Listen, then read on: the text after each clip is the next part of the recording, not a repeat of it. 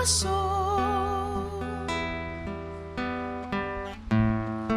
hazlo fiel a ti. Es un gusto estar compartiendo con ustedes en nuestra tercera reunión dominical en este lugar. Gracias a Dios porque estamos aquí, porque estás aquí.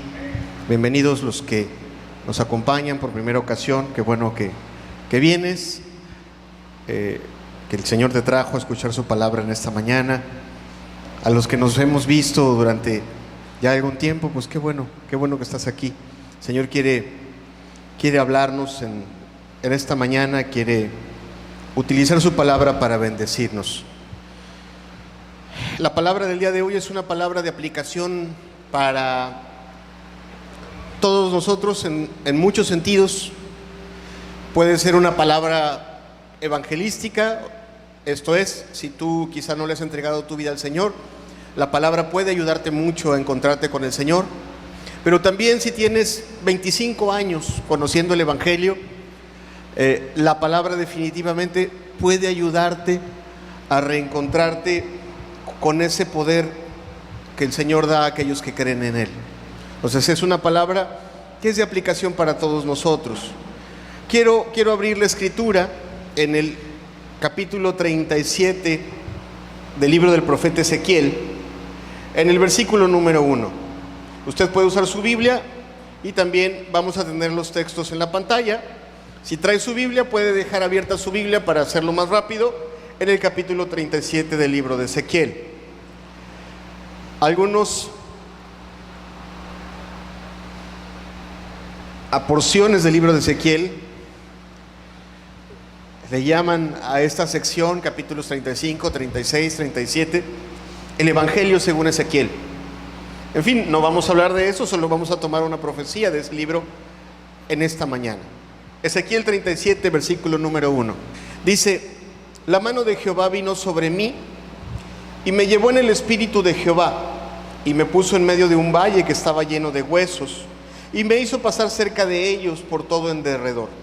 Y he aquí que eran muchísimos sobre la faz del campo y por cierto secos en gran manera.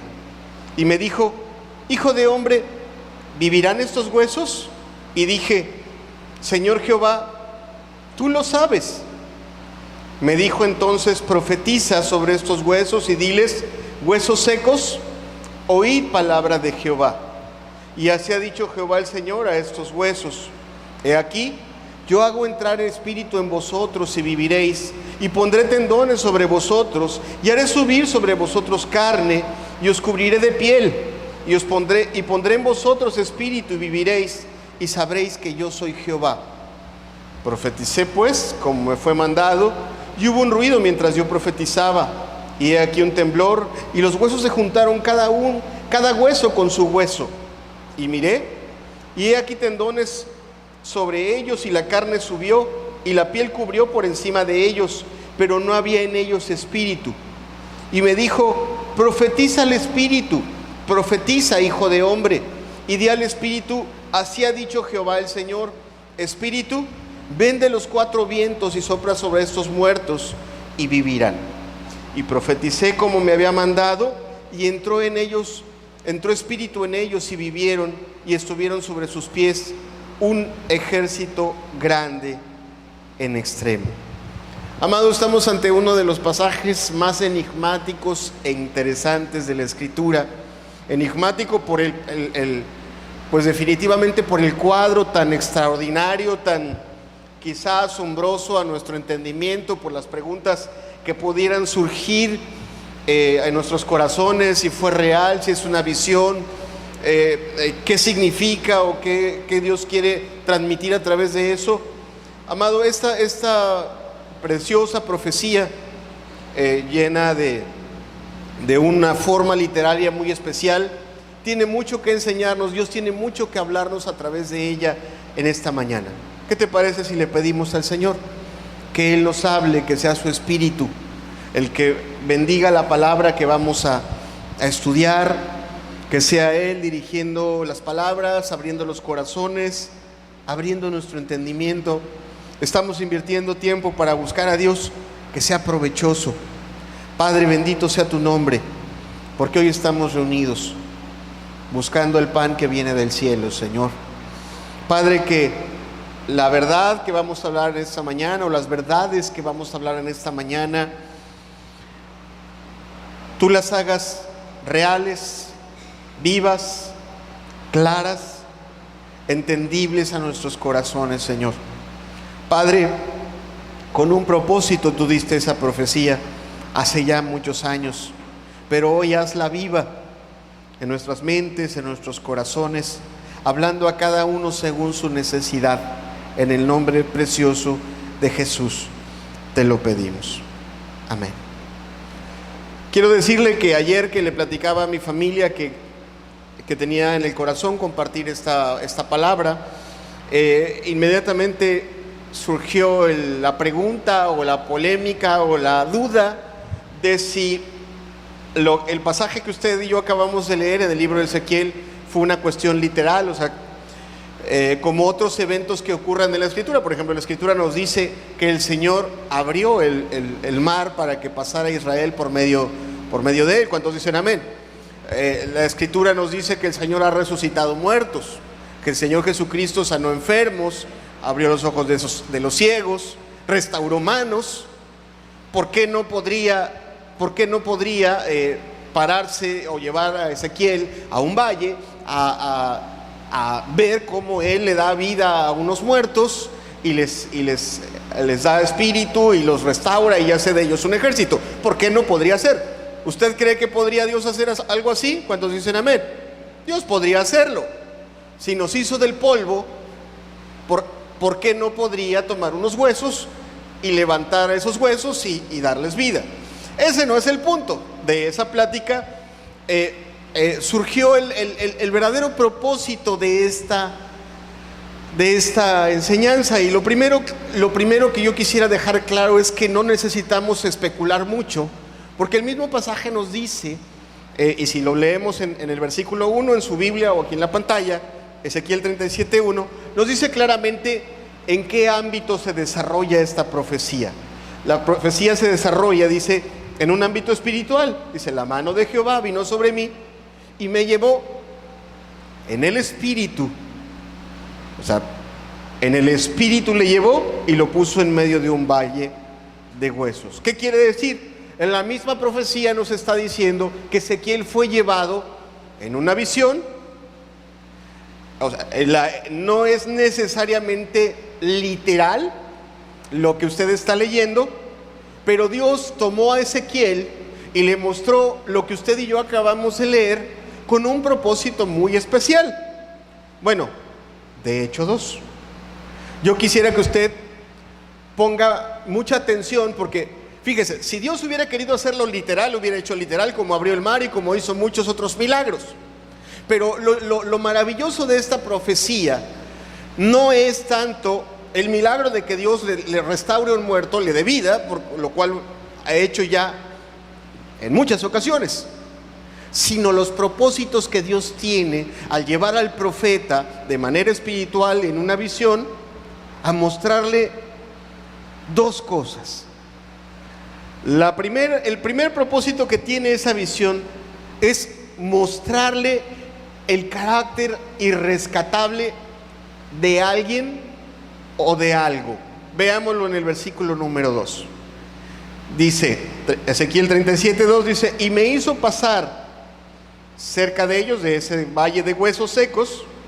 Dice: y me hizo pasar cerca de ellos por todo en derredor, y he aquí que eran muchísimos sobre la faz del campo, y por cierto, secos en gran manera. Y me dijo: hijo de hombre, ¿vivirán estos huesos? Y dije: Señor Jehová, tú lo sabes. Quiero que ponga usted mucha atención al primer propósito de esta visión. Lo hizo pasar en el espíritu por medio de ese valle, lo hizo observar a esos huesos. A lo mejor en un inicio de la visión los vio de lejos. El Señor lo hizo pasar en medio de ese valle, le hizo poner atención a la condición o característica de esos huesos. Ezequiel subraya y dice: esos huesos no solo eran huesos, sino secos. completamente secos. Y el Señor le hace la pregunta: ¿tú crees que vivan estos huesos? Fíjate, si usted y yo estuviéramos pasando en medio de un cementerio, no en medio de un valle, sino en medio de un cementerio, y no sé, por azares del destino, a algún sepulturero descuidado se le ocurriera dejar un ataúd ahí sin enterrar, y a algún curioso se le ocurriera dejar abierto ese ataúd, y usted y yo mirásemos ese ataúd y nos hiciéramos esa pregunta: oye, ¿tú crees que este vuelva a vivir? Bueno, de entrada verlo nos causaría una impresión, un efecto. Siempre ver un cadáver, a menos que seas médico, ver un cadáver es algo que te toca las entrañas. Bien, si nos preguntásemos: oye, bueno, ¿y habrá esperanza? ¿Tú crees que resuciten? Pues obviamente la pregunta es: ay, por favor, ¿no? Si te encontrases los huesos de un animal en la calle y la pregunta, y caminases con tu amigo, con tu familiar, y te hicieran esa pregunta: oye, ¿tú crees que eso vuelva a vivir? Pues obviamente dirías: no. La lógica, las leyes de nuestro cuerpo, las leyes que Dios ha puesto a todo en esta tierra nos indican que no. La respuesta lógica sería: pues por supuesto que no. Ahora, es más, a lo mejor tú responderías de manera irónica y dirías: oye, pues ¿qué te pasa, no? ¿Por quién me tomas? ¿Qué te crees? Bien, ¿por qué estoy haciendo este pequeño ejercicio contigo? Porque Ezequiel no iba con su amigo, ni con su cuate, ni con su familiar. Ezequiel iba con Dios mismo, o con el ángel de Jehová a su lado. Él es el que le muestra y él es el que le hace la pregunta. Pero qué difícil habrá sido en el corazón de Ezequiel decir: discúlpame, pero eso que tú me preguntas, tú sabes que no puede pasar. La pregunta para Ezequiel fue, aunque era un profeta de Dios, aunque era un hombre de Dios, aunque era una persona con la influencia del Espíritu, definitivamente la pregunta fue difícil, incómoda de responder. Por eso Ezequiel dice: ¿sabes qué, Señor? Tú lo sabes. Pero tú lo sabes, ese tú lo sabes va porque está claro en el corazón de Ezequiel que la causa que le presentan y el panorama que le está mostrando el Señor definitivamente es una causa perdida. Está en medio de un cementerio, los huesos que está observando están secos, ¿verdad? Y pues lo que el Señor le está mostrando es una causa perdida. Lo que le muestra es huesos, y huesos secos en gran manera, que ya tenían mucho tiempo de estar secos, mucho tiempo de no tener vida. Por eso Ezequiel le dice: pues Señor, tú lo sabes.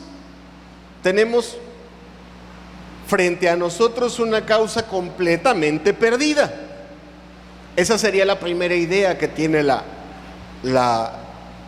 profecía o el pasaje de Ezequiel. La profecía tiene un segundo propósito: mostrar lo que Dios puede hacer con una causa que está completamente perdida.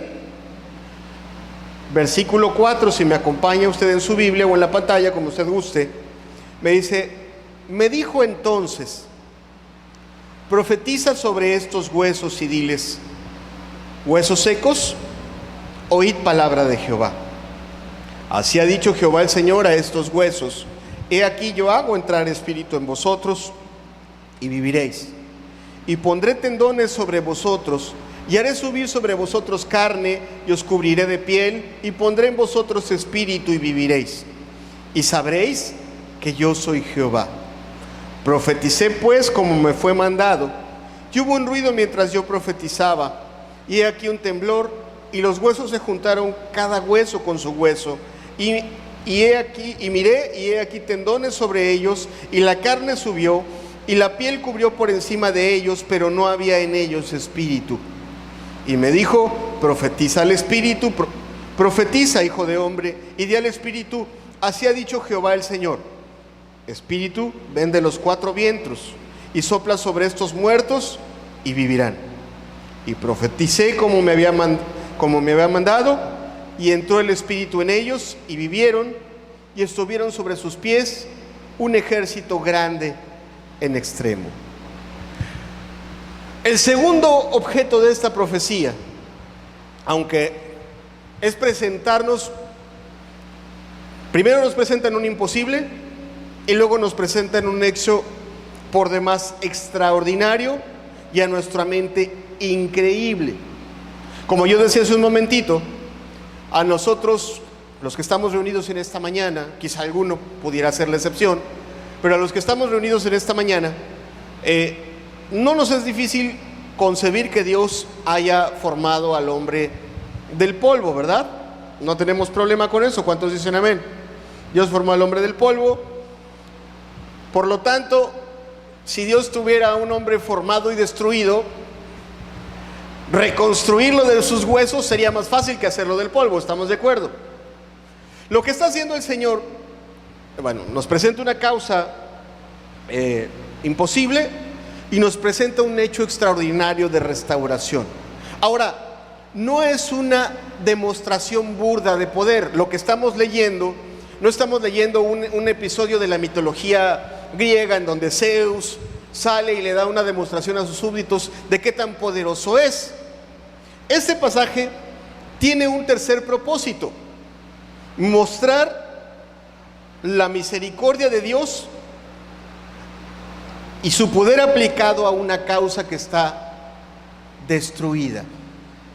O sea, no se trata de que Dios quiere mostrar poder y de que puede hacer muchas cosas. Quiero hacer un paréntesis. Fíjese que ayer estaba yo descansando y leyendo una página en donde la gente que no lee la Biblia se mete a discutir cosas de la Biblia sin leer la Biblia. Así se lo digo. Repito, la gente que no lee la Biblia se mete a discutir en un blog cosas de la Biblia sin leer la Biblia. Por ahí había ateos, por ahí había de todo. Un ateo por ahí comentaba que él iba a creer en Dios cuando viera un milagro. Entonces, cuando el Señor le dejara ver un milagro, pues él iba a creer en Dios. Él quería ver un muerto resucitado, quería ver un paralítico de nacimiento sano. Cuando él viera eso, un ciego de nacimiento que él hubiera conocido y que hubiera sido su compañero durante 15 años, entonces él iba a volverse creyente. El Dios vivo, el Dios de la Biblia, hace milagros, pero no cumple caprichos. Y los milagros más grandes que usted puede ver en la Biblia son aplicaciones de la misericordia de Dios. Dios hace milagros grandes cuando las causas no tienen esperanza. Y es el caso de esta profecía. Yo quiero que usted y yo pongamos mucha atención a la aplicación principal de este pasaje. Este pasaje está en su Biblia. Usted compró su Biblia el año pasado, tiene 5 años con su Biblia, pero esa profecía no fue diseñada para usted en primer lugar. Tiene una aplicación y una palabra a unas primeras personas a las que fue dada esta profecía. Y el pasaje nos dice a quiénes. Ezequiel 37, versículo número 11. Ezequiel nos dice a quién está dirigida esta enigmática profecía.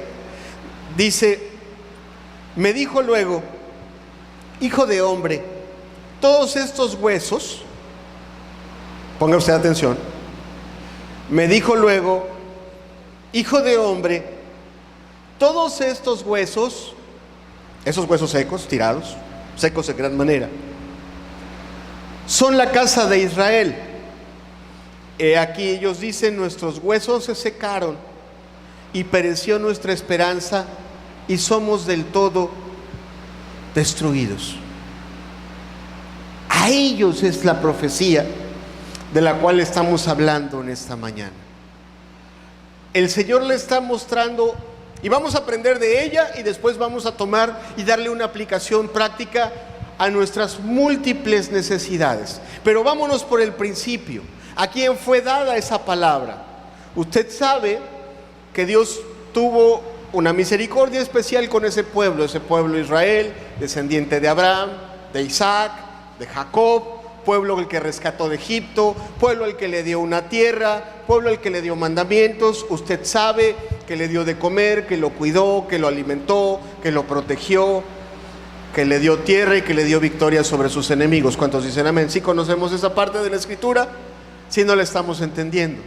Si usted ha leído la palabra de Dios, también sabe que ese pueblo que recibió tantos bienes y tantas misericordias, desobedeció al Señor y cometió múltiples pecados. Esto es algo que a los creyentes de hoy en día no les gusta mucho hablar. Les gusta hablar de las promesas, les gusta hablar de las bondades y las misericordias, pero no les gusta poner atención a las advertencias que nos da la Escritura. Y esta palabra nos hace un profundo recordatorio a por qué Israel llegó hasta donde llegó. Llegó ahí por su desobediencia. Desobedeció al Señor y le empezaron a venir todas aquellas consecuencias que nos vienen. Aquí incluyo a todos los que estamos hoy reunidos escuchando la palabra del Señor y a todos los seres humanos que han existido a lo largo de la historia de la humanidad, desde Adán y hasta el que nació hace 5 segundos. Este pasaje nos recuerda las consecuencias de desobedecer a Dios. Israel recibió la bondad de Dios. Dios fue bueno, le mostró misericordia, paciencia, le dio mandamientos. Israel desobedeció a Dios y le vinieron todas las consecuencias de las cuales la Escritura nos habla, nos enseña, nos instruye. Yo sé que muchas veces, de muchas formas, de muchas maneras, hemos tocado desde este púlpito las consecuencias que nos trae el pecado. Pero vale la pena recordarlas, porque es importante entenderlas, o más bien tenerlas presentes, para entender los efectos de esta profecía. Israel desobedeció, y usted sabe que dejó de tener la protección de Dios y fue entregado a sus enemigos. Así nos dice la Escritura, así lo enseñan los profetas. El pecado nos aparta de Dios. ¿Cuántos dicen amén? Así es. El pecado nos expone a andar por este mundo sin la protección divina. ¿Cuántos dicen amén a eso? Son verdades a las cuales no nos gusta decir amén, pero son verdades de la Escritura. Bueno es tenerlas presentes. El pecado nos expone a enfrentar sin Dios a este mundo. Eso le pasó a Israel. Israel empezó a enfrentar a sus enemigos sin Dios y fue derrotado en muchos sentidos. Fue derrotado en las batallas, fue esclavizado y fue literalmente desmembrado como nación. Usted podrá, si lee la Escritura, podrá darse cuenta que primero eran algunos que llegaban y tomaban esclavos a algunos israelitas, hasta que Dios decreta que Israel es completamente entregado a sus enemigos y la nación es desmembrada. ¿Qué quiere decir? Lo tomaron, lo repartieron e Israel quedó por todos lados. Las familias se desintegraron. Es importante también decir que antes de ser desintegrado Israel de manera física, Israel ya estaba desintegrado en su corazón. Porque cuando vivían juntos como nación, los hermanos, las familias, los familiares, se hacían trampas, se cobraban de más, se vendían unos a otros como esclavos. Los que hemos leído la palabra de Dios sabemos que Dios le reprocha a Israel ese corazón duro, sin misericordia para con sus hermanos. Entonces Israel no solamente estaba separado físicamente, Israel ya estaba desintegrado en su corazón. Ya entre los hermanos, entre las familias, entre la gente que vivía en Israel, su mismo pecado y su mismo egoísmo ya los había destruido, ya los había separado. Todo eso es importante tenerlo presente. Fíjese cómo el pecado de Israel se parece muchísimo a lo que le pasa a cualquier pecador. Primero es engañado a desobedecer y desobedece. Luego, sus pasiones le empiezan a gobernar, y cuando me refiero a sus pasiones me refiero a su mal carácter, a su falta de capacidad de controlar los vicios, el alcohol, la vanidad, el orgullo, el rencor.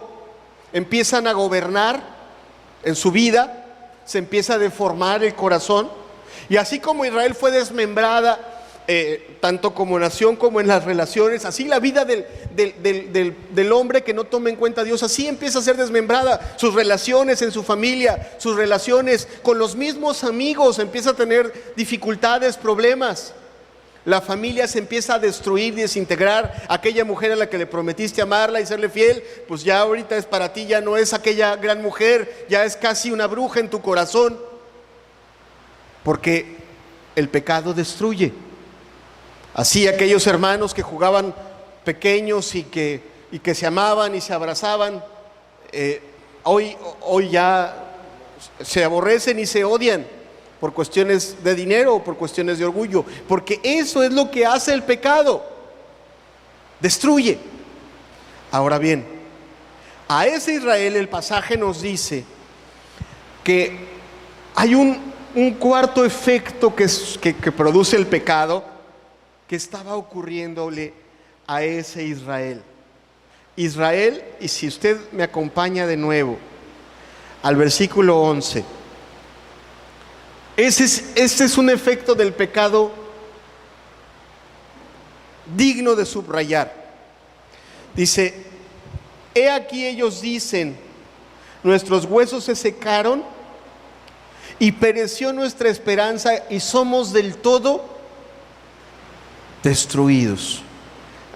Esos israelitas en su corazón decían: se acabó nuestra esperanza, ya no hay más esperanza para nosotros, ya no hay un segundo comienzo, ya no hay una nueva, ya no hay otra oportunidad, ya no hay cómo levantarse. Si tú lo quieres ubicar en el contexto histórico, pues imagínate los cautivos en Babilonia, sin armas, sin fuerzas, sin dinero, sabiéndose que están ahí por su pecado, sabiéndose sin Dios. Sus oraciones, imagínatelas, pues pobres, tibias, sin poder. A lo mejor habían escuchado que un gran Dios los había llevado por medio del desierto y los había alimentado, pero la realidad que estaban viviendo en estos días era una muy diferente. Familias quizá no habían visto a sus hijos, quizá no habían visto a sus padres, no se habían visto entre hermanos, vivían en pobreza, las cosas les costaban mucho trabajo, estaban en Babilonia como esclavos. Y lo que había en sus corazones en ese momento ya no era un vamos a salir de aquí, sino lo que había en sus corazones en ese momento es: ya no hay esperanza para nosotros, vamos a morir esclavos, vamos a morir en Babilonia, nuestras familias no se van a volver a reunir, pues quizá Dios perdone a alguno de nosotros de manera individual, pero como nación estamos desechados. Amado, ese cuarto efecto del pecado es algo a lo cual yo quiero darle una atención mayor en esta mañana. Hemos hablado que el pecado nos destruye, nos esclaviza, nos condena, pero este cuarto efecto, ese que destruye la esperanza, es el objeto de esta profecía. Israel ya no tenía esperanza, y lo mismo le sucede a muchos pecadores, o le está sucediendo a muchos pecadores, y le está sucediendo a muchos cristianos. Escúchenlo bien. Lo mismo le está sucediendo a muchos cristianos en todo el mundo.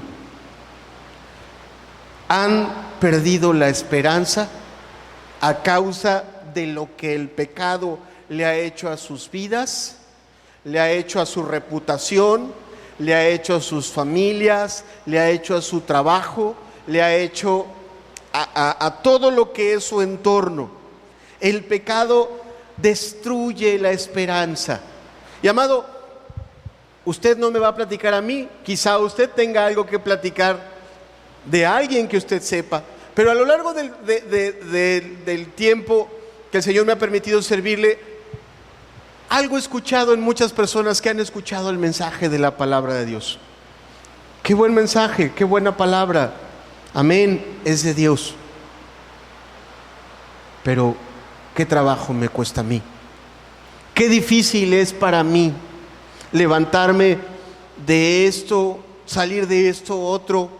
Volteo, veo a mi familia, qué bonito se oye, qué bonita se oye la palabra de Dios predicada desde el púlpito, cuando le exaltan con esos ejemplos, pero cuando yo volteo y veo a mis hijos sin Dios, perdidos en el mundo, yo digo, wow, quizá está bonito, pero no es para mí. Cuando yo veo mi carácter, cuando yo veo ese carácter que me ha dominado por años, esos vicios que no puedo controlar, que se levantan y que no ceden, y que por un lado yo busco quizá que Dios me ayude, me congrego, escucho y veo mi derrota cada semana, o veo mi derrota con mi familia. Hay momentos en los que me dan ganas de no congregarme, en los que me dan ganas de no seguir adelante, en los que pienso que la fe no es para mí. Amado, qué importante es que saquemos todo lo que tenemos que sacar de esta profecía, porque usted y yo somos hombres libres, aunque nuestro país está en muchas dificultades, y aunque podríamos hacer una mesa de debate de todas las cosas que opinamos de nuestro hoy no gobernador y de nuestro presidente, y podríamos hablar muchas cosas, somos hombres libres, ¿verdad? Tenemos una casa, podemos comprar nuestro pan, podemos tomar decisiones. Si tan solo pensásemos en aquel primer grupo de personas a las que les fue dada esta profecía, un grupo que sí podía decir con una mayor fuerza que nosotros: no tenemos esperanza, nuestras familias no tienen esperanza, como nación no tenemos esperanza, como creyentes no tenemos esperanza. Ellos sí podían decirlo, o cuando menos podían decirlo con mucho más fuerza y autoridad que usted y que yo, ¿verdad? Bien, a esa nación esclava, desobediente, condenada, le fue profetizado. Eso es lo primero. Quiero hablarle aquí de tres claves. Ya le dije dos propósitos. El propósito era mostrar una causa irrescatable y mostrar el poder de Dios. Pero hay tres claves en esta profecía. ¿Cómo Dios restauró a ese Israel, o cómo le fue profetizada la restauración a Israel? Número uno, de entrada, Dios no es un brujo, y nosotros tenemos que aprender. Usted se está acercando a Dios en esta mañana. Usted quiere tener una relación con Dios. ¿Cuántos dicen amén? Usted quiere conocer a ese Dios vivo y verdadero. ¿Cuántos dicen amén? ¿Quiénes quieren conocerlo en realidad? Sí, de verdad, levante su mano si quiere conocerlo en realidad. ¿Quiere tener una relación con Él? ¿Quiere saber cómo obra, cómo trabaja, cómo va a obrar en su vida? ¿Verdad? Sí quiere hacerlo. Ok. Lo primero que tenemos que quitarnos de la cabeza son todas las mentiras que este mundo ha sembrado en nuestros corazones de cómo tenemos que esperar que Dios obre en nuestras vidas. Escúchelo bien. ¿Usted quiere conocer a Dios? Deje de esperar que Dios actúe en la forma que el mundo le enseñó. Este mundo nos enseñó que Dios actúa con milagros raros, con apariciones extrañas, con cosas, con manifestaciones raras o sobrenaturales. La Biblia dice cómo Dios obra en nuestras vidas. Dios quiere obrar en nuestras vidas, pero no va a obrar como el mundo está esperando que obre. Mire, le voy a poner un ejemplo de cómo no debemos esperar que Dios obre en nuestras vidas. Usted está en el mundo, pero usted se acerca a Dios porque quiere que Dios actúe en su familia. Y empieza a orar: Señor, quiero que ayudes a mi esposo, a mis hijos, cuida a mi esposo, cuídale los ojos, cuida a mis hijos, guárdalos en su camino, Señor, protégelos. Una forma equivocada de esperar esa respuesta es orar, esperar que Dios actúe y usted no hacer nada ni involucrar la palabra de Dios en eso. Esa es la típica forma que este mundo nos ha enseñado que Dios actúe. Dios no va a guardar a su esposo, no va a guardar los ojos de su esposo si usted no obedece la palabra de Dios y hace lo que una esposa tiene que hacer para tener los ojos de su esposo en el lugar donde deben de estar. ¿Usted quiere que Dios guarde el corazón de sus hijos? Y usted nada más ora por ellos, pero no toma la palabra de Dios y les dice cómo se deben de guardar, qué es lo que tienen que hacer, cómo se tienen que conducir. Usted está esperando de manera equivocada una respuesta de Dios. ¿Por qué? Todas las maravillas y milagros que Dios hace, en todas las maravillas y milagros que Dios hace, Dios pone de por medio su palabra. Así, cuando Dios creó el mundo, ¿qué hizo Dios? ¿Alguien me puede decir alguna de las palabras del Génesis? ¿Qué es lo que pasó cuando no había nada? ¿Qué hizo Dios? Dios dijo, ¿verdad? Todos los milagros que Dios hace están relacionados con lo que sale de su boca. Y cualquier milagro de restauración en nuestras vidas, en nuestras familias, en nuestra sociedad, en nuestra iglesia, tiene que ver con su palabra. Y esta profecía nos muestra que no es la excepción, al contrario, nos lo subraya y nos lo reitera. Versículo 4. Tenemos a un Israel desolado. Lo tenemos destruido, lo tenemos sin esperanza. Él cree que no se va a levantar, cree que no va a suceder nada, efectivamente está muerto, sin esperanza. Y la primera pauta que nos da esta palabra es: lo que va a hacer que las cosas cambien es la palabra de Dios. Versículo 4. Me dijo entonces: profetiza sobre estos huesos y diles: huesos secos. Lea usted conmigo, por favor. Y diles: huesos secos, oíd palabra de Jehová. Ahí va el comienzo del milagro. La primera clave es que todo lo va a hacer Dios por medio de su palabra, porque las obras maravillosas que Dios hace en el ser humano involucran a su palabra. Dios no te va a cambiar a tu marido si tú no le pones la influencia de la palabra de Dios frente a él. Tú estás: ay, Señor, que el hombre me salga bueno, que el hombre se me convierta. Ajá, ¿ya le mostraste la palabra de Dios? Si no la quiere leer, Ya le mostraste ese carácter afable y apacible del cual habla la Escritura, por el cual los hombres impíos se convierten. ¿Verdad que eso dice la palabra de Dios? Que los hombres inconversos se convierten sin palabra por la palabra, por la buena conducta de sus esposas. ¿Cuántos dicen amén a eso? ¿Verdad que sí? ¿Será que lo que estoy diciendo no gana muchos amén o está muy grande el local y no se escucha muy fuerte? Yo quiero pensar lo segundo. La palabra de Dios es la que tiene el poder de cambiar las cosas. La Escritura nos dice que redarguye, que reprende, que corrige, que limpia, que vivifica. Para que un milagro suceda, o en este caso estamos hablando de ese Israel tiene que ser expuesto a las influencias de la palabra de Dios. Y si usted se da cuenta, en los momentos de crisis, de mayor crisis de Israel, es donde se conjugan todos los profetas.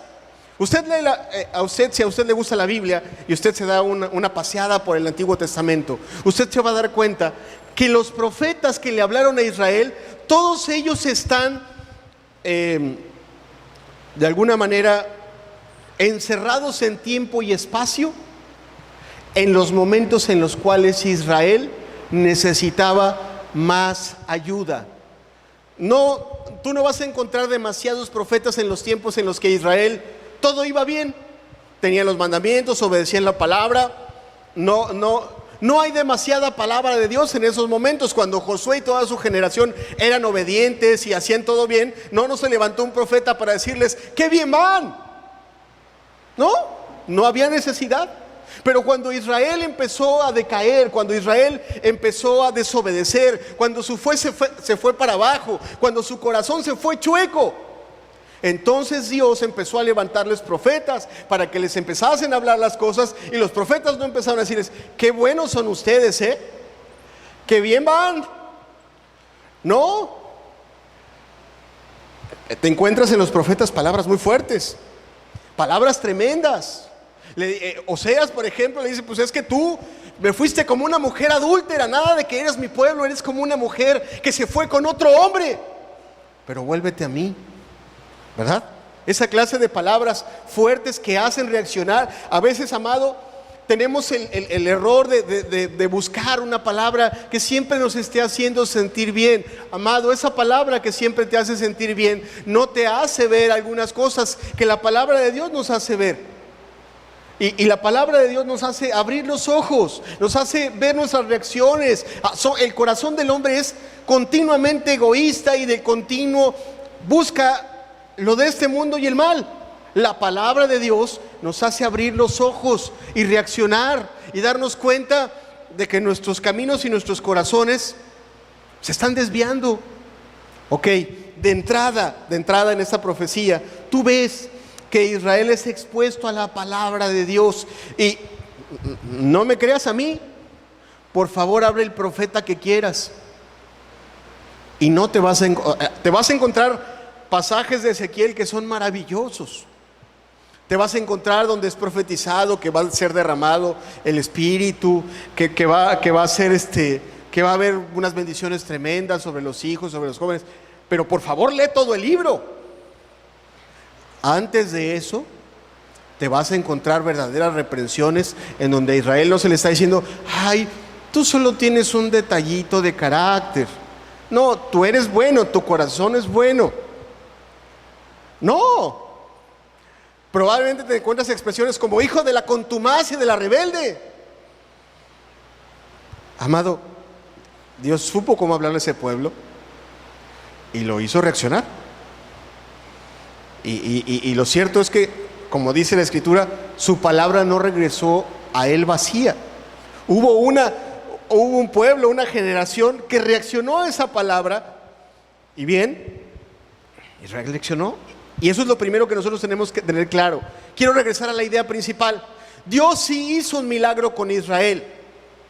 Dios sí restauró a Israel. O sea, ahorita lo estamos hablando desde a lo largo del tiempo y sabiendo que eso sí sucedió, que Dios sí lo cumplió. Pero lo primero que hizo en ese gran milagro que Dios hizo para restaurar a esa nación, Él utilizó su palabra. Amado, ¿usted quiere realmente ser una persona más espiritual? ¿Cuántos quieren ser más espirituales? Levante su mano, por favor. ¿Quiere ser más espiritual? ¿Quiere amar más a Dios? ¿Quiere levantarse temprano y adorar a Dios y sentirse contento porque estuvo con Dios y lo llenó de su espíritu en la mañana? Y sale a la calle y se sabe convencido de que Dios está con usted. ¿Quiere usted eso? ¿Cuántos quieren eso? Ok, eso va a suceder si usted se expone a usted mismo a la palabra de Dios. No va a suceder de otra forma.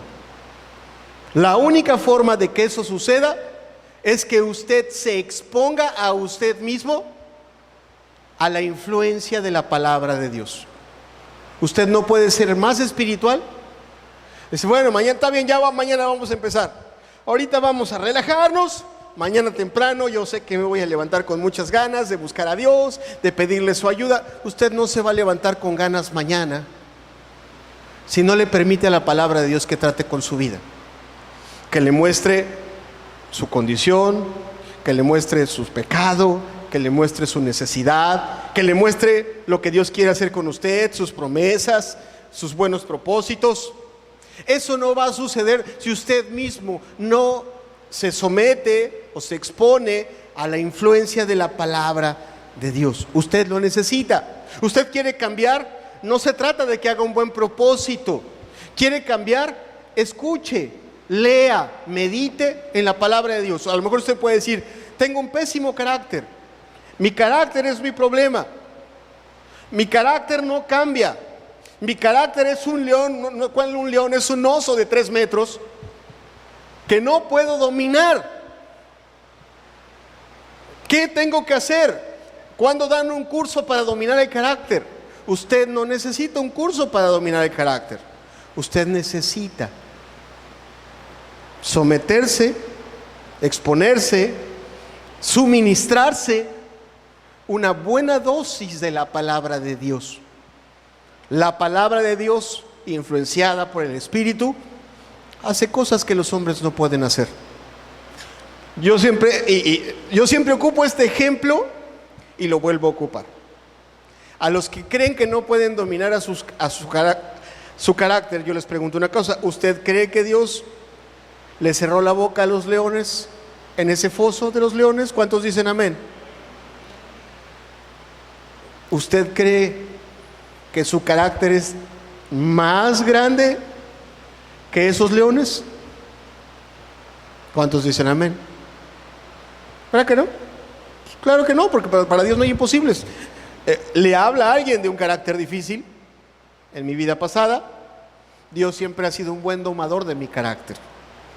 Ahora bien, vuelvo al punto.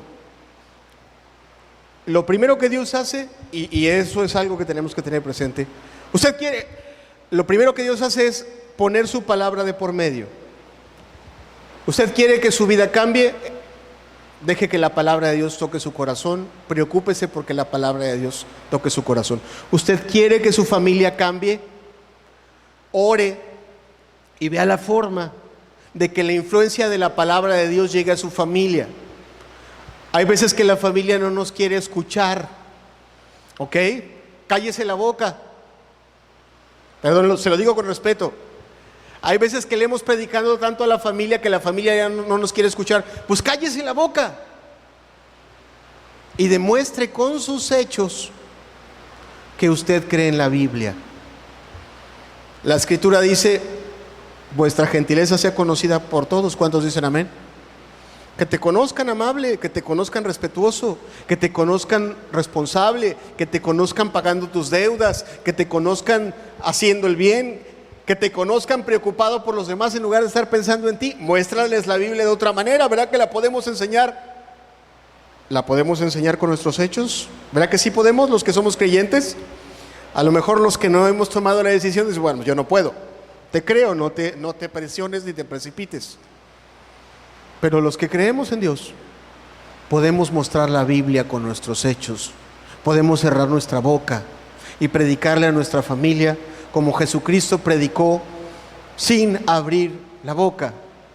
¿Verdad que sí podemos? Bien. Vuelvo al punto.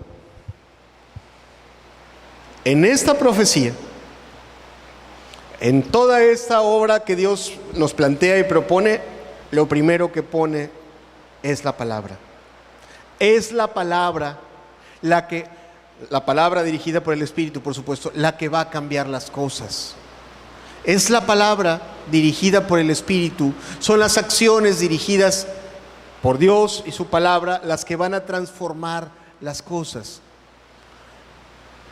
Y vuelvo a subrayar, vamos a quitarnos todas esas ideas de los milagros de la Virgen de las Camelias y de los milagros de las apariciones de yo no sé quién,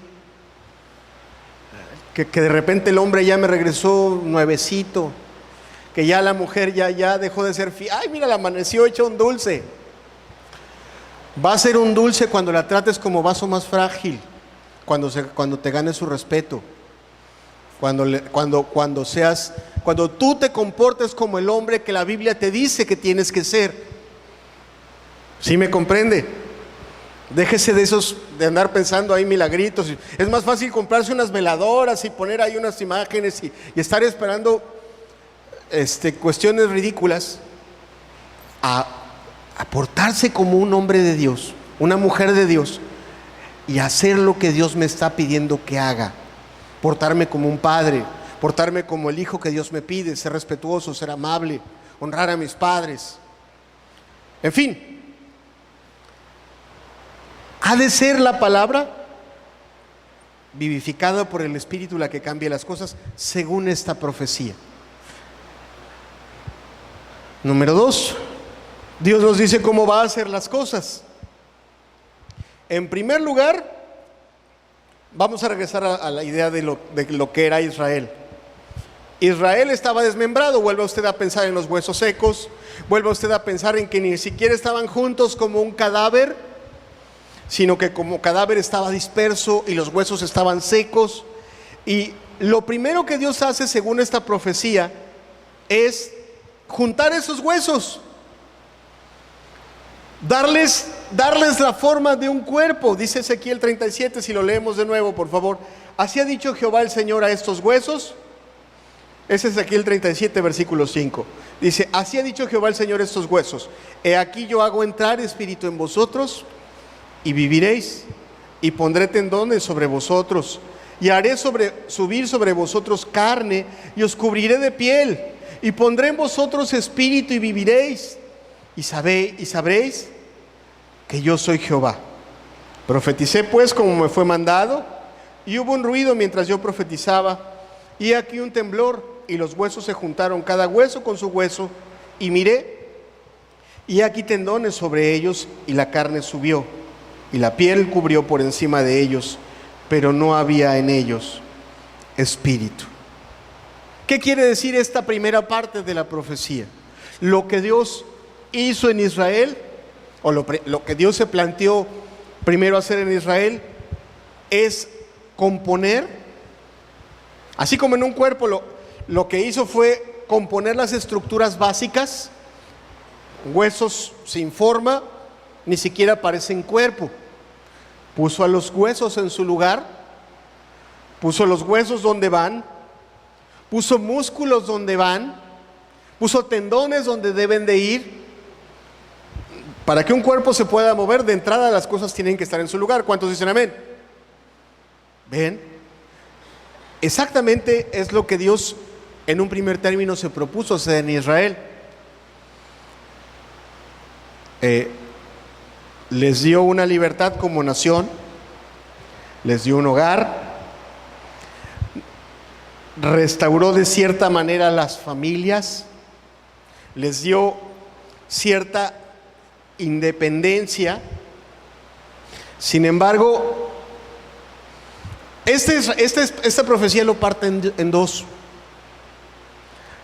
y yo le voy a explicar por qué. Separa el espíritu del cuerpo, porque eso tiene también una simbología importante. Israel hoy es una nación. Israel hoy tiene un lugar. Israel hoy tiene una religión. Israel hoy funciona como un país. ¿Está usted de acuerdo conmigo? ¿Sí? Bueno, la mayoría de Israel hoy no está convertido y no sirve a Dios.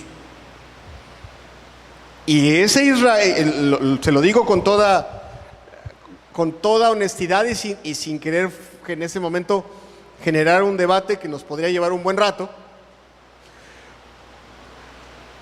Un pueblo puede funcionar como nación, como familia, puede tener comercio, puede tener leyes y puede tener cierta organización y no estar convertido a Dios.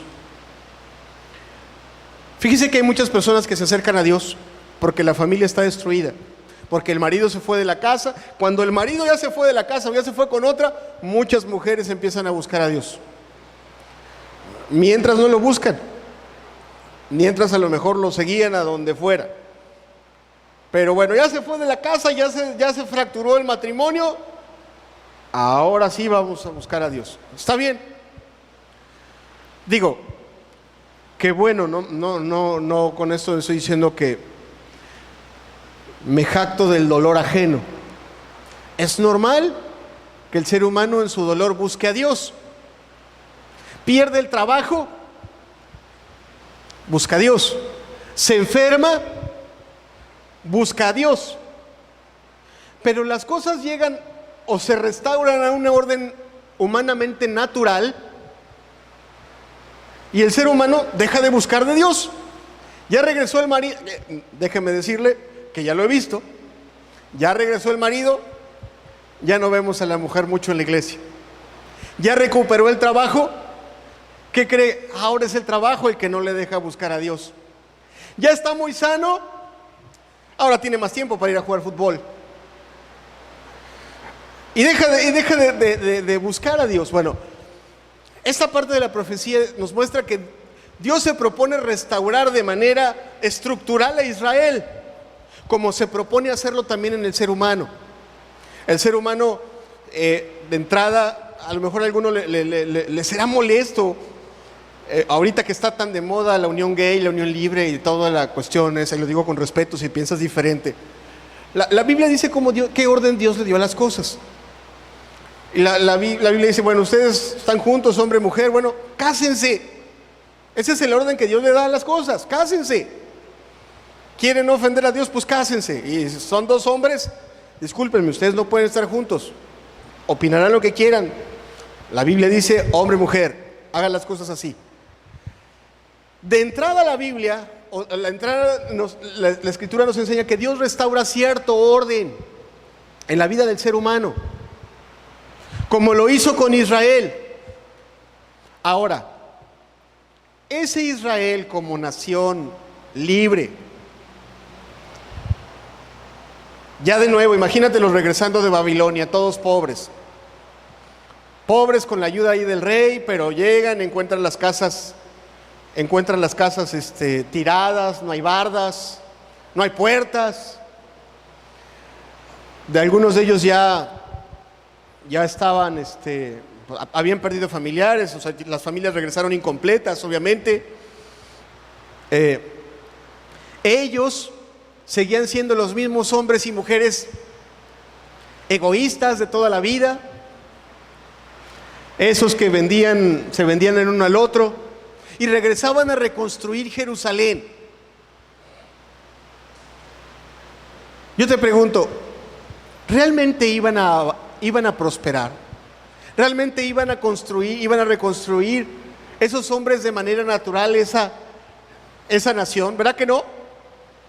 Mira, ve lo que le pasa a nuestro país. Una nación que lo tiene todo, pero que tiene a 100 millones de inconversos. Y no lo estamos haciendo un mejor país, lo estamos haciendo cada día un país más inseguro, ¿verdad? Exactamente es lo que le iba a pasar a Israel. Y Dios no se había propuesto regresar a esa nación a que volviera a sus mismos círculos de vicio. Dios no se ha propuesto nada más que el hombre y la mujer ya vivan juntos de nuevo, que el hombre deje el alcohol, que ya tenga trabajo, que ya esté sano. Teniendo salud lo tenemos todo. No tenemos nada sin Dios. Sin Dios no tenemos nada.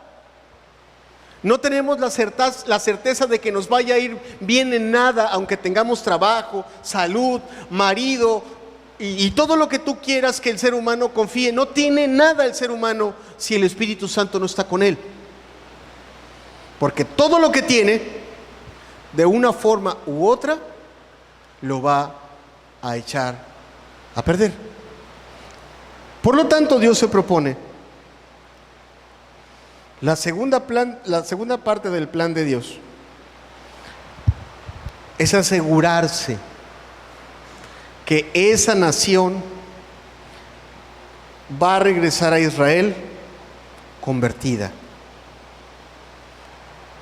Versículo 9, Ezequiel 37, versículo 9.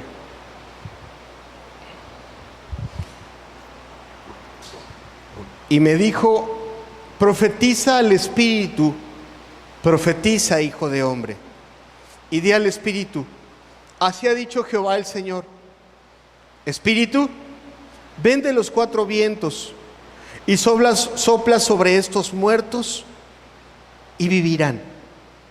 Y profeticé como me había mandado, y entró Espíritu en ellos y vivieron, y estuvieron sobre sus pies un ejército grande en extremo.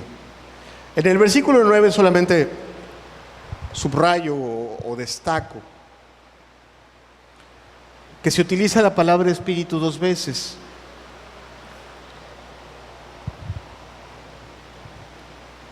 La Biblia hace una distinción entre tener el espíritu de vida y al espíritu con el cual se le señala con una E mayúscula, si lo quieres poner en la pantalla, que no se nos ve por ahí, por favor.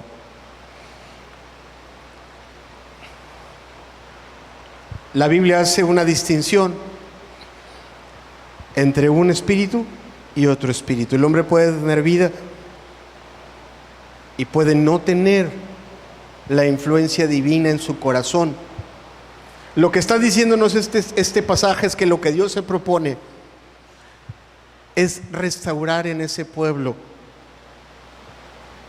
la influencia de su espíritu. A ese Israel que iba a regresar a reconstruir Jerusalén, le iban a tocar cosas muy difíciles. Si tú has leído los libros de Nehemías y Esdras, hay muchas dificultades, se levantan muchos adversarios, hay mucha oposición, hay muchos enemigos, hay muchas cosas. Ellos estaban solos, estaban pobres, estaban débiles. Ya vimos en la profecía que ellos mismos pensaban que no iban a poder. No había en ellos el espíritu adecuado para construir, para glorificar a Dios, para luchar, para obedecer. Necesitaban algo más. Necesitaban que les fuese dado ese espíritu. Amado, precisamente en esta otra parte de la profecía es algo que Dios se ha propuesto hacer. No solo en ese Israel, y lo hizo, Si tú lees la historia de la Biblia, tú ves a gente que le cree a Dios y que se levante, que construye y que rehace esa nación. Puedes leer Nehemías, puedes leer Esdras, puedes leer la historia de ese pueblo. Se levantan y se vuelven a construir las casas, los muros, y no solo los muros, se reanuda el culto, se reanuda la nación, y Dios vuelve a estar con ellos, y se restauran también las familias. Eso se logra no porque Dios nada más levantó las estructuras, sino porque les dio de su espíritu en su corazón, porque les dio la influencia, porque sus corazones se convirtieron. Amado, es exactamente lo que Dios quiere y se ha propuesto hacer en nuestras vidas. Primero, por medio de su palabra. Segundo, poniendo las cosas en el orden en el que Él quiere. Hace rato te decía, pues es que, ¿por qué no podemos vivir en unión libre? Porque la Biblia no habla de la unión libre. ¿Por qué tengo que respetar a mi marido? Porque la Biblia dice que Él es la cabeza y usted lo respeta. Esas estructuras sencillas a las cuales Dios le pone orden son básicas para que las cosas funcionen. Pero para que realmente las personas se levanten y hereden la bendición de Dios, se requiere algo más que solamente mandamientos. Se requiere que Dios dé ese espíritu, ese aliento en el corazón que diga: sí se va a poder, sí se va a poder. Ahora sí mi vida va a cambiar. Ahora sí mi familia va a cambiar. Y no va a cambiar por mis grandes esfuerzos. No va a cambiar por lo bueno que ahora soy. Va a cambiar porque Dios se ha propuesto rescatarla. Esa influencia que el Espíritu hace en el corazón, esa influencia que hace que creas cuando parece que no se puede creer, porque aquí voy al punto.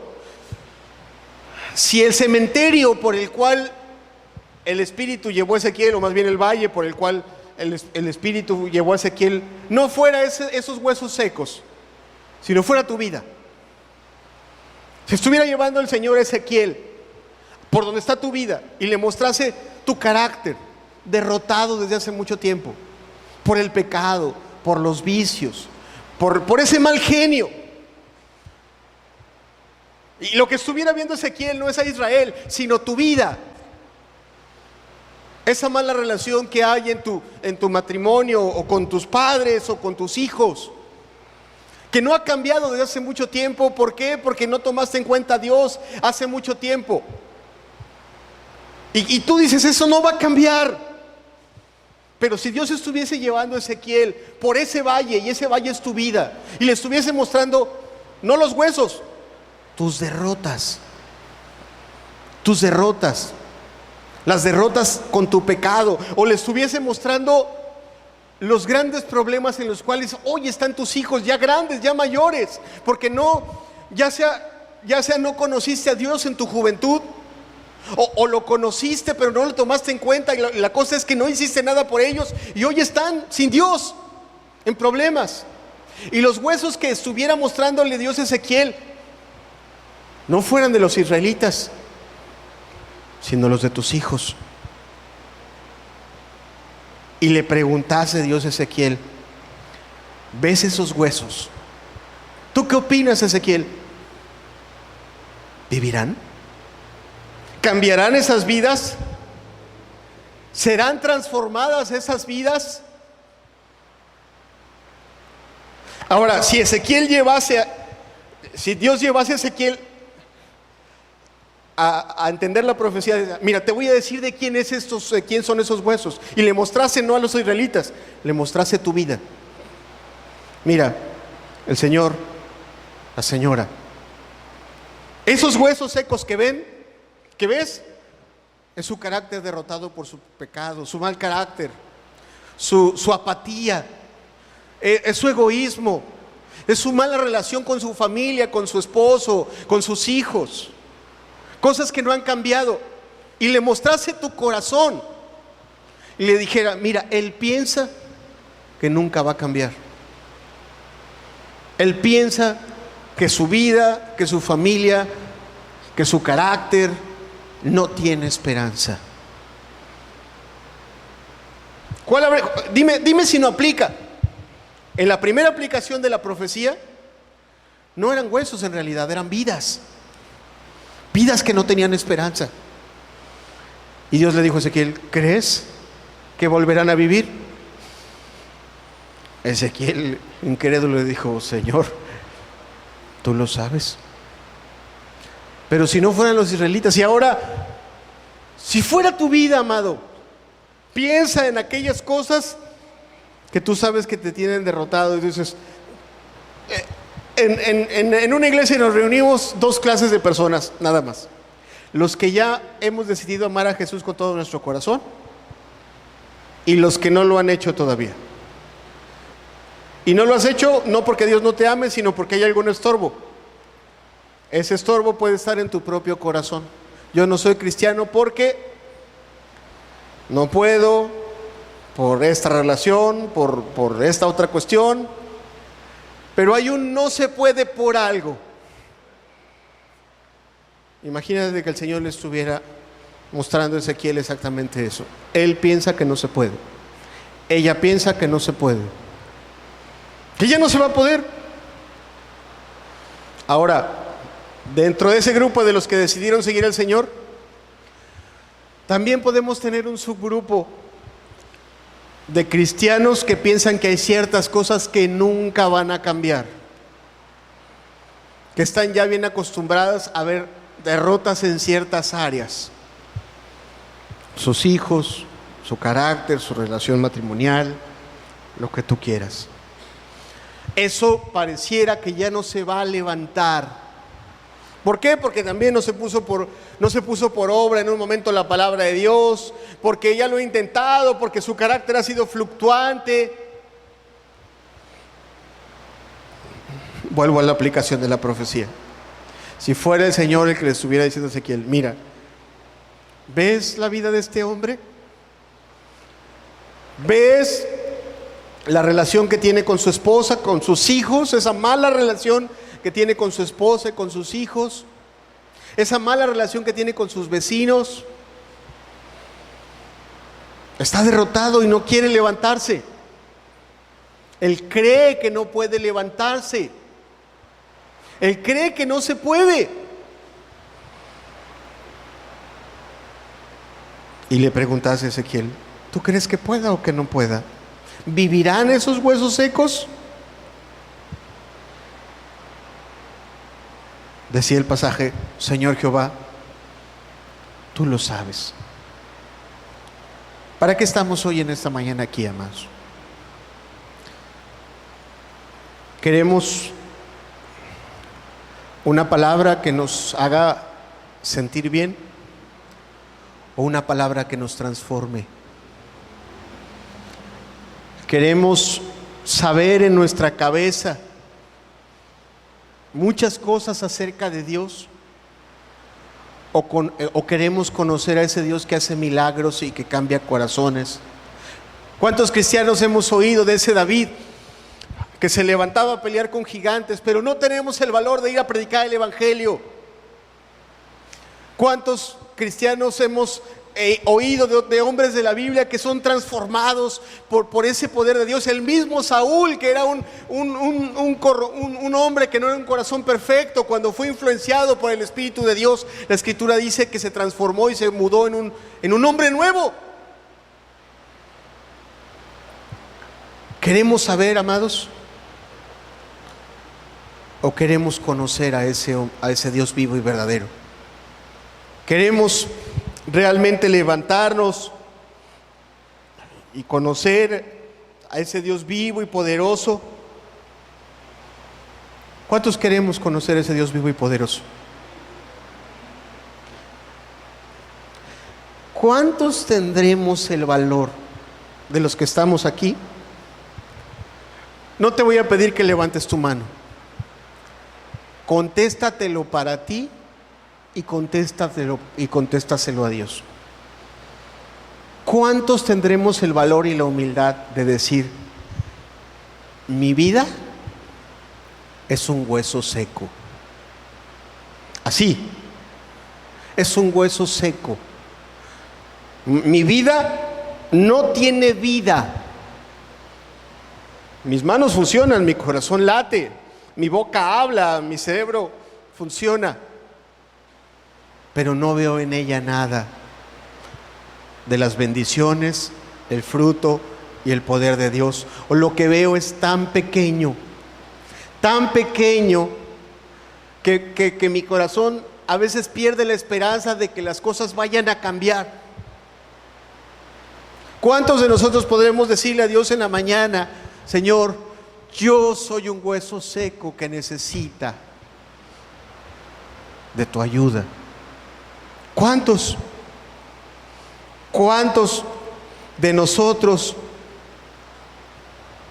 tenemos esa grandísima necesidad, no solo de que nuestras vidas sean transformadas, sino que miramos a nuestro alrededor, a nuestros vecinos perdiéndose, a nuestros hijos perdiéndose, a nuestra familia perdiéndose. Vemos a nuestros hijos pequeños y vemos que nosotros no somos capaces con nuestras fuerzas de llevarlos y de formarlos como Dios quiere para que no se pierdan.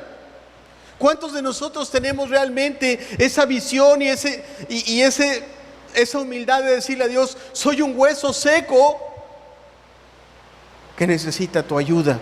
Mi carácter es ese hueso seco. No tiene vida, no tiene poder, no tiene nada. Lo he intentado 1000 veces y no puedo.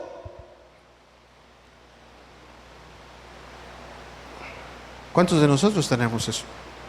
Porque quiero decirte algo. A mí me queda claro, una, que Dios hace imposibles. 2, que Dios hizo al hombre del polvo. 3, que si fuese necesario y tuviéramos huesos aquí, Dios nos restaura al muerto para que lo veas así completito. Y 4, que Dios restauró las vidas de esos israelitas y les dio esperanza y los volvió una nación y los volvió hombres y mujeres de fe con victorias, que les dio valor para pelear sus luchas, que les dio el carácter para portarse como la cuestión ameritaba, para reconstruir, para luchar, para pelear, para salir adelante y para llevar a sus hijos por ese camino. Les dio de ese espíritu y les dio ese carácter. Me queda claro. Y me queda claro también que Dios es poderoso para hacerlo con quien quiera de nosotros. Déjame decirte de dónde surgió la idea de compartirte esto esta mañana.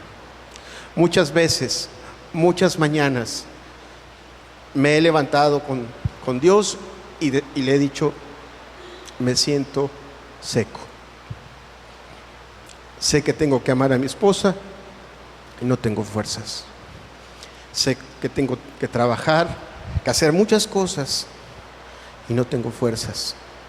Sé que tengo muchas responsabilidades y quisiera quedarme aquí sentado en mi casa, en mi cama.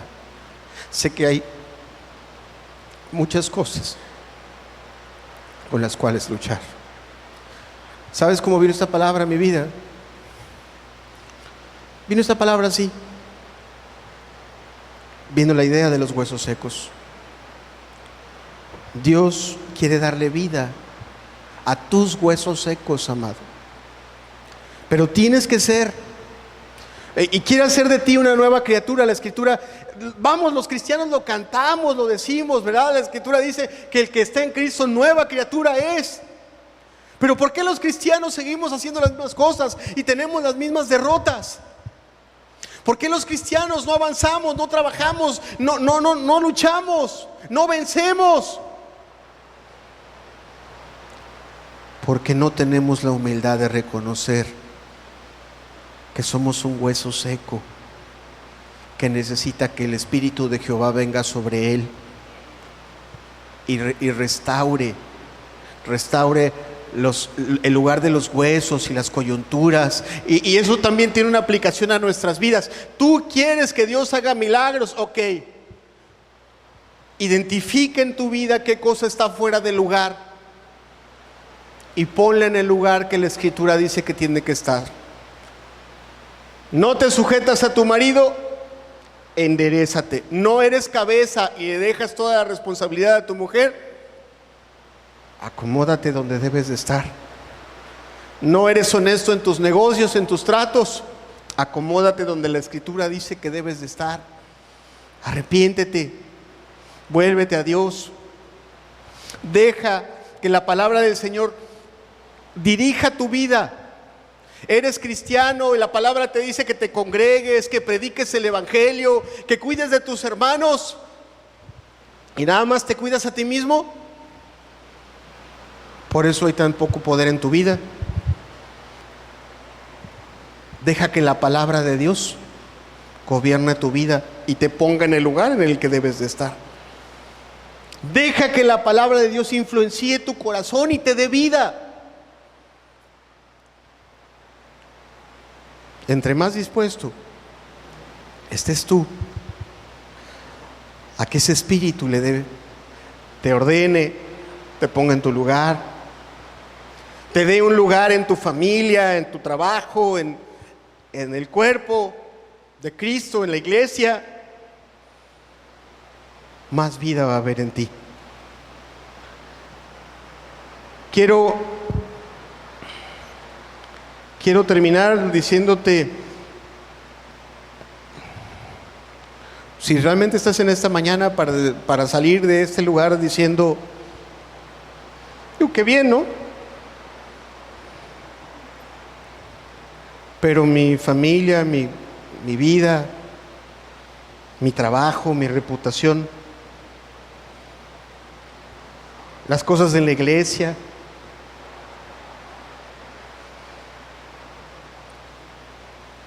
pues quizá no tienen esperanza. Imagínate que tú fueras Ezequiel, que Dios te concediese. Fíjate que hago un paréntesis. Mi hija mayor, ahorita no está presente, mi hija mayor me ha platicado que últimamente el Señor le ha hablado en sueños. Le ha dejado ver cosas. Digo, no te la pongo como profetisa ni nada, solo te digo, el Señor habla en sueños. Algunos de nosotros, está escrito precisamente por Ezequiel, que el Señor iba a hablar en sueños. Imagínate que te habla a ti en un sueño, hoy en la noche, y que te muestra tu necesidad. En ese sueño te lleva y lo primero que ves son huesos secos. Los ves tirados, los ves muy secos. Y en ese sueño, cuando tú estás consternado, te dice, ahora te voy a mostrar qué son esos huesos. Esos huesos que tú ves tirados son tu vida, es tu carácter, es tu matrimonio que lo tienes abandonado, que se está fracturando, es la relación con tus hijos, es tu trabajo, es tu esperanza de la vida en la cual estás derrotado. Eso que tú ves, eres tú. Y que Dios te permitiera verlo. Y que tú fueras como ese Ezequiel y te preguntara a ti, hijo de hombre, escúchame bien, que te lo preguntara a ti, hijo de hombre, ¿vivirán esos huesos? ¿Tendrán esperanza esos huesos? ¿Habrá una oportunidad para tu vida realmente? ¿Tú crees? Por eso estás aquí esta mañana, ¿verdad que sí? ¿Habrá una oportunidad para ti real de que tu Dios sea vivo y no sea un producto de la imaginación, de que tu carácter cambie, de que realmente tengas paz y te sientas a gusto y contento de haber hallado a Cristo en realidad, de que te sientas realmente un cristiano con ganas de como David, saltar a pelear con los leones, a pelear con los gigantes, con esa hambre? ¿Habrá una oportunidad? ¿Vivirán esos huesos? ¿Qué le dirías de tu propia vida?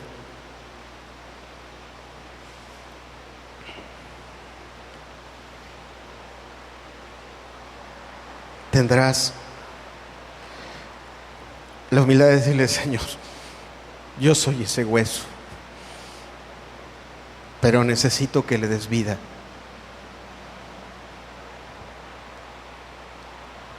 Yo necesito que tú le digas a tu profeta profetiza sobre esos huesos. Huesos, oíd la palabra de Jehová. Dame una palabra. Yo soy ese hueso y manda a tu profeta que le diga a este hueso seco, oye la palabra de Jehová y levántate. Oye la palabra de Jehová y ten vida. Oye la palabra de Jehová y ten esperanza, ten perdón, ten victoria sobre el pecado. Ten fe para enfrentar las cuestiones que tienes que enfrentar, para seguir adelante con tus hijos, para luchar de nuevo con aquellas cosas con las cuales ya tiraste la toalla, bajaste los brazos, dijiste ya no se va a poder. ¿Por qué no se va a poder? Si Dios hizo los cielos y la tierra donde no había nada, ¿por qué no se va a poder? ¿Sabes por qué Dios no restaura los matrimonios de muchos cristianos? Porque creen que no se va a poder. Déjame mostrarte una promesa que se cita poco, pero Dios prometió restaurar a las familias. Y no es en ese pasaje que dice: cree en el Señor Jesucristo y serás salvo tú y tu casa. No, no es ahí. Es unos versículos antes. Hechos 11,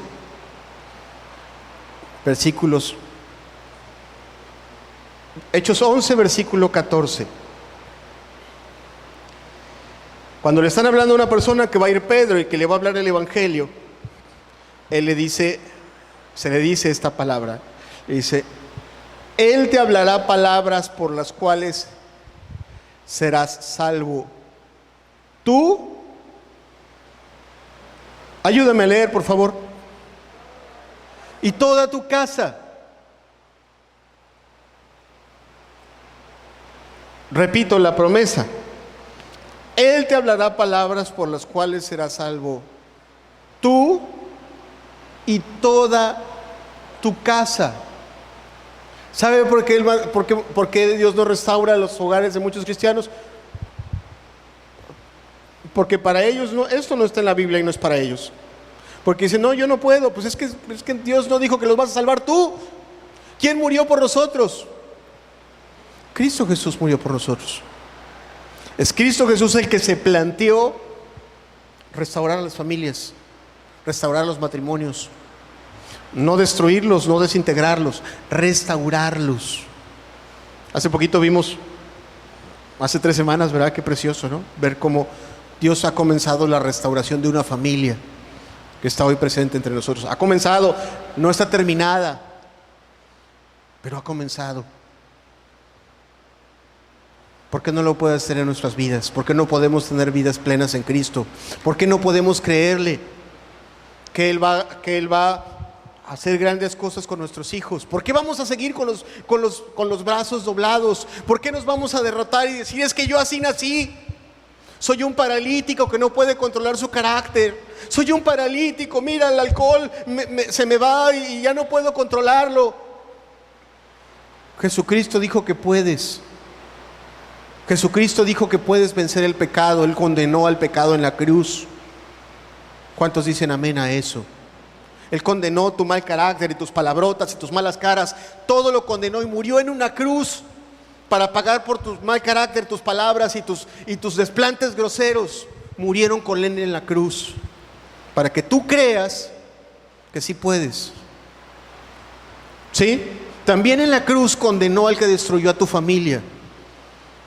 Ahí, al que destruyó a tu familia, al que le puso tentaciones a tus hijos, el que puso divisiones contigo y tus padres y tus amigos, también fue derrotado en la cruz. ¿Por qué no podría restaurar Jesucristo nuestras familias cuando condenó en la cruz al que las atacó y al que las destruyó? ¿Por qué no podemos creer? Debemos creer. Digámosle, amados, al Señor todos los días: a partir de este día, he aquí un hueso seco que espera tu promesa. He aquí un hueso seco que espera la palabra de Jehová. Venga la palabra de Jehová sobre este hueso seco. Venga la palabra de Jehová sobre este hueso. Que venga la palabra a ordenar mi vida. Que venga la palabra a infundir aliento y esperanza. Que venga la palabra a hacerme creer que sí puedo hacer lo que tú quieres que yo haga. Que venga la palabra de Jehová a hacerme saber, a hacerme sentir, a hacerme creer que mi vida puede ser lo que tú quieres que sea, una vida que te dé gloria. ¿Cuántos dicen amén a eso? Amado, esa palabra sobre los huesos secos definitivamente tiene una aplicación a nuestras vidas. Si somos una iglesia, amado, no seamos esa iglesia, y lo digo a los hermanos que se consideran iglesia. Si somos esa iglesia, no seamos esa iglesia que piensa que no se puede y que no se va a poder avanzar y que no vamos a poder cumplir el propósito por el cual Dios nos dejó en esta tierra. Jehová salva con muchos o con pocos. Salvó a la nación con un niño, ¿no? con un niño llamado David, cuando todos tenían miedo, cuando nadie tenía fe, cuando nadie tenía esperanza. Tomó a un niño y lo lanzó a pelear con un gigante y ganó una tremenda batalla. Entonces, los que somos iglesia, pidámosle al Señor: he aquí este hueso seco que necesita que infundas espíritu de vida sobre mi vida para tener ese aplomo, ese valor, esa fe, esa confianza para hacer lo que tú me pides que yo haga. Vivir para tu gloria, extender tu reino, levantar una familia para la gloria tuya, levantar hijos para ti. Y vivir en este mundo lleno de gozo, cantándote alabanzas, porque para eso me creaste. ¿Cuántos dicen amén a eso? Necesitamos al Espíritu, y ese Espíritu va a venir cuando tú te presentes delante de Dios y le digas: aquí está el hueso seco que necesita esa palabra. Yo no sé cuántos huesos secos a mi alrededor van a aceptar que lo son y van a querer ser transformados. Yo sí. Yo sí quiero que me des un lugar en tu cuerpo, que ordenes mi familia, que ordenes mi hogar, mi casa, lo que tengas que ordenar en mi vida. Y yo sí necesito la influencia de tu Espíritu en mi vida todos los días, para que yo no me acobarde, sino que tenga la fe, la fuerza para hacer lo que tú quieres que yo sea. Un hijo tuyo, un buen esposo, una buena esposa, un hijo conforme a tu corazón, lo que tú quieras que yo sea. Un evangelista, un misionero, lo que tú quieras que yo sea. Que lo haga no con un espíritu miedoso, no con un espíritu lleno de dudas, sino con la plena certeza de que tú te has propuesto hacer de mí un hueso seco, parte de una gran nación. Así, parte de tu cuerpo, parte de un pueblo que se ha de levantar para hacer tu voluntad. ¿Cuántos dicen amén? Cerremos los ojos un momento. ¿Cuánto necesitamos, Señor? ¿Cuánto necesitamos? Que tu Espíritu se pasee por este valle, Señor. Lo digo con amor y lo digo con respeto a los que hoy formamos parte de tu iglesia. Lo digo con respeto a aquellos que hoy son nuestros invitados y han escuchado la palabra con nosotros, Señor. Cuánta necesidad tenemos hoy de que tú pases hoy por medio de este valle, de que tu Espíritu pase hoy por medio de nosotros y nos convenza de nuestra grandísima necesidad de ti, Señor. Porque nuestros corazones, Dios amado, en muchos de nuestros corazones a veces falta la esperanza, a veces faltan las fuerzas, a veces falta el poder. Y eso es porque quizá poco estamos bajo la influencia de tu Espíritu, Señor.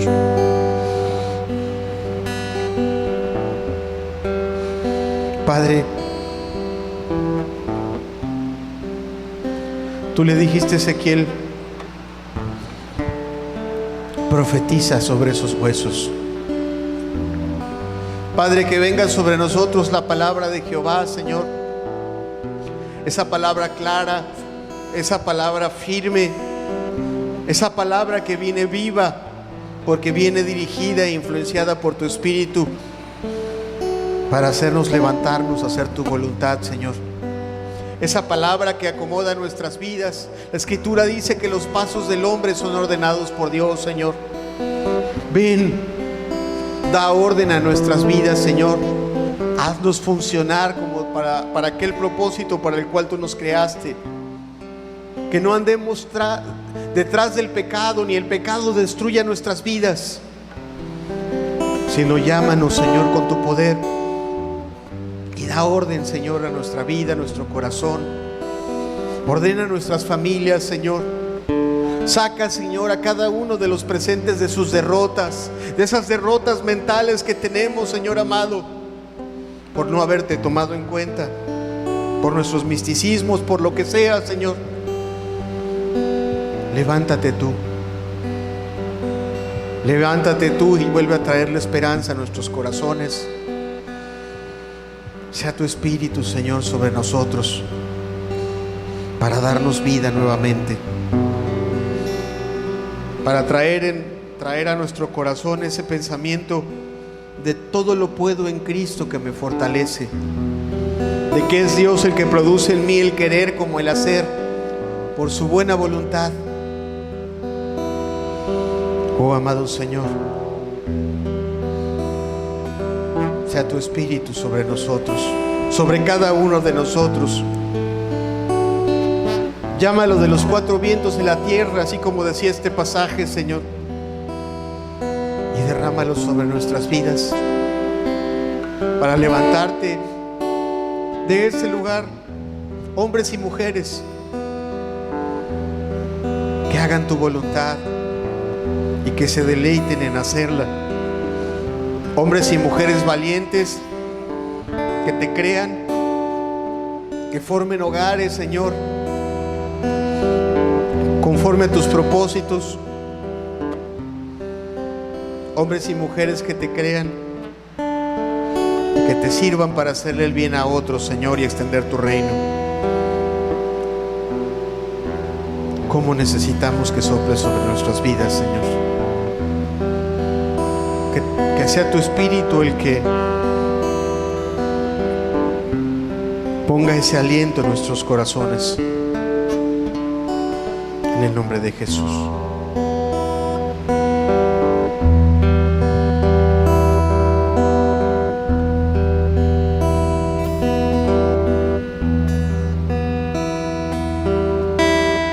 Otra vez abriré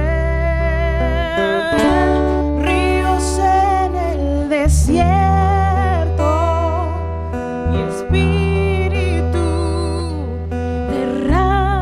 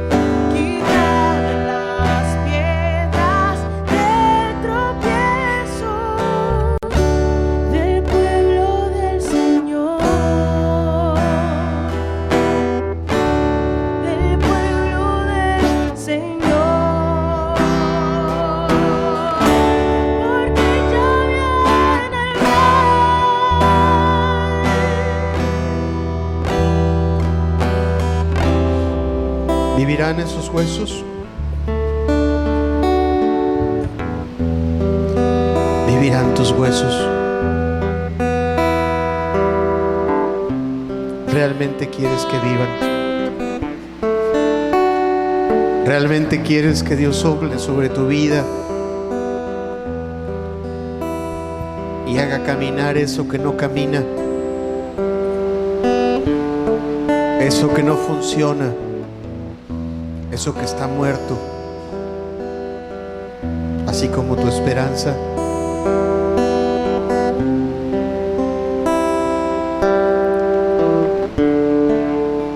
Dile: Señor, aquí están mis huesos secos,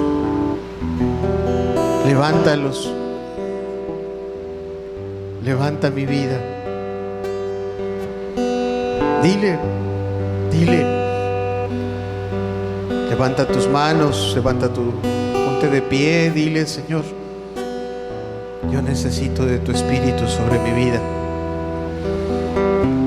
No vine esta mañana a este lugar solamente a aprender palabra. Necesito que profetices sobre mi vida y que le des un nuevo rumbo, un rumbo de victoria sobre el pecado, que a mi familia le des un nuevo rumbo, un rumbo no de derrota, sino un rumbo de unión, un rumbo de restauración. Haz de mi vida, Señor, solamente un objeto, un instrumento para que lo que tú te has propuesto hacer en mi familia, en mi entorno, a mi alrededor, con mis conocidos, se cumpla, Señor.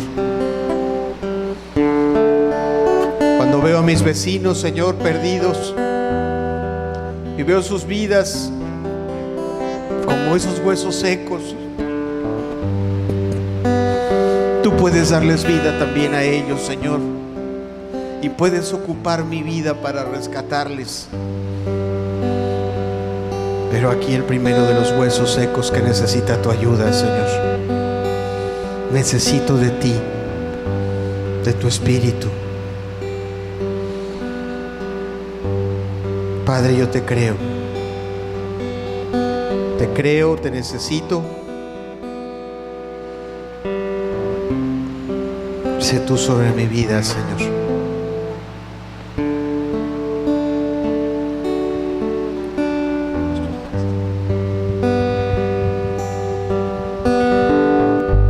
Mas tú sacaste mi vida de la sepultura.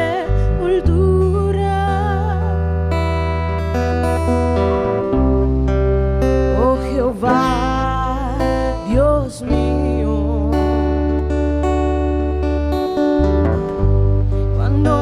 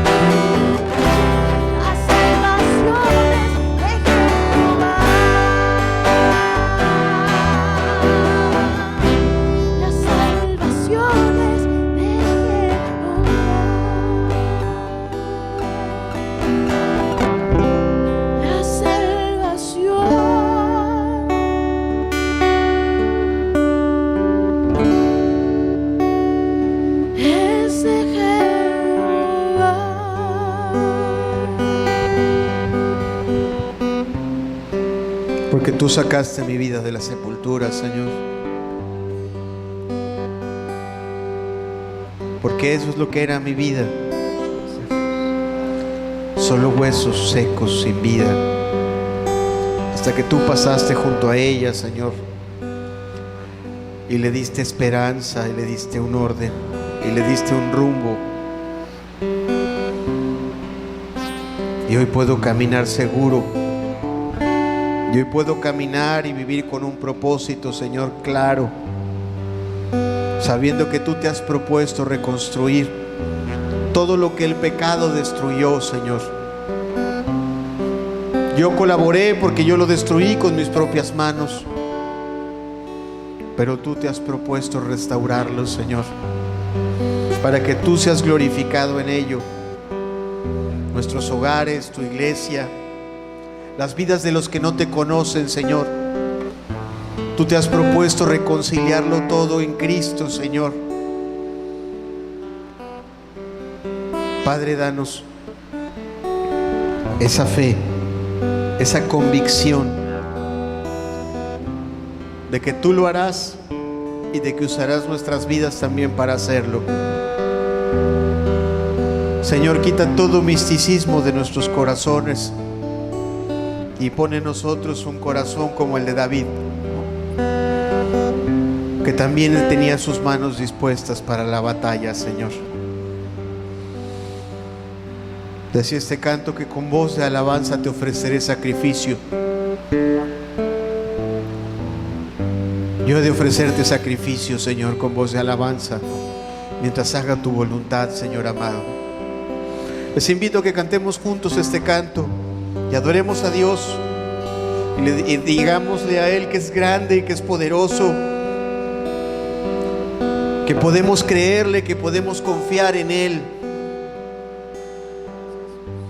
que no tenemos que ser muy grandes o muy fuertes, sino que nuestra victoria, la victoria de nuestras vidas depende de Él. Tú sacaste, Señor, de nuestras vidas de la sepultura y por eso mereces ser adorado, Señor.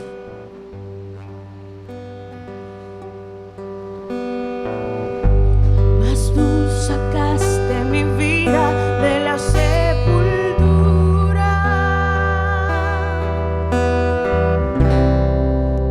Oh Jehová, Dios mío,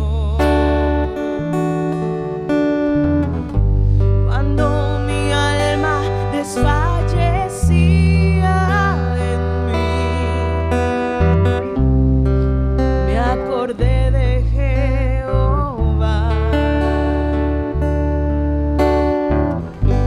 y mi oración llegó hasta ti.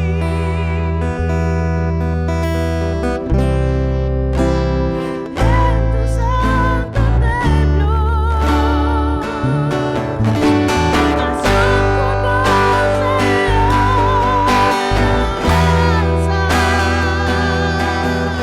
alabanza.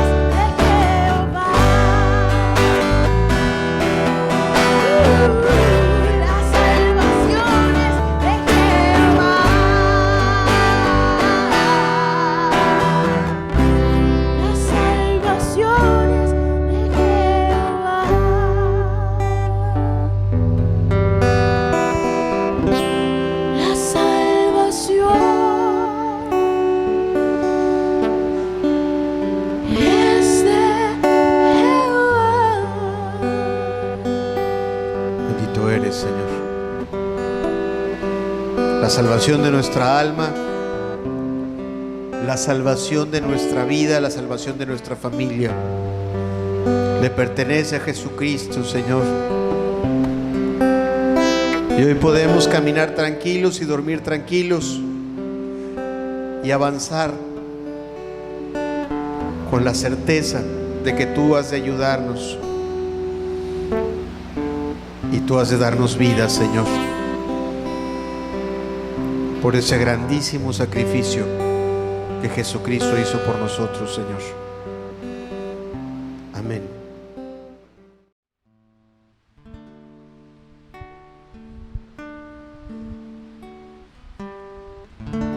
Cambia mi corazón,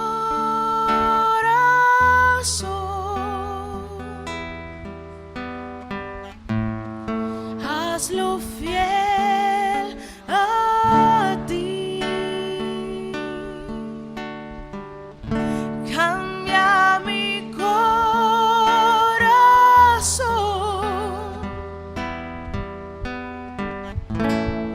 quiero estar en ti. Cambia mi corazón,